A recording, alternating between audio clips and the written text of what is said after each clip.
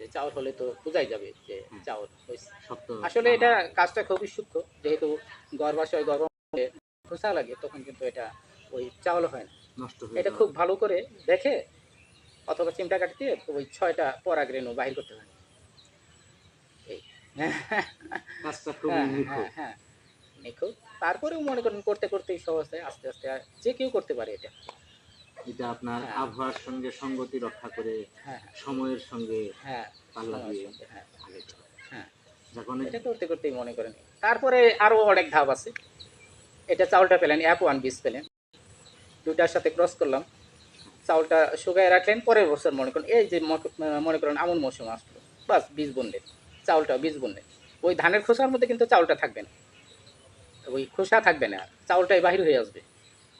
হ্যাঁ, এই চাউলটা ভিজিয়ে তারপরে মনে করেন এই গাছ করে যখন হবে, শুধু হ্যাঁ হ্যাঁ ছাড়া হ্যাঁ চাল, খোসা ছাড়া চাউল, হ্যাঁ চাউল, চাল থেকে চাউলটা যা হবে, হ্যাঁ চাউল, অঙ্কুরিত হ্যাঁ হবে। হ্যাঁ চাউলটা বাঁকানো হবে বর্ষির মতো, হ্যাঁ, চাউলটা বাঁকানো হবে বর্ষির মতো, যেহেতু ওখানে তো কাটা, তারপরে চাউলটা বর্ষির মতো বাঁকানো চাউল। এই বীজ বুনলে, এই নতুন জাতের হ্যাঁ নতুন ধান জাতের, চারা হ্যাঁ চারা, পাবেন। হ্যাঁ হ্যাঁ বাস। এটা হয়তোবা 20টা কাটলেন, 3টা অথবা 5টা তো চাউল হবেই, হ্যাঁ, বাস এই চাউলটা বীজ বুনলে।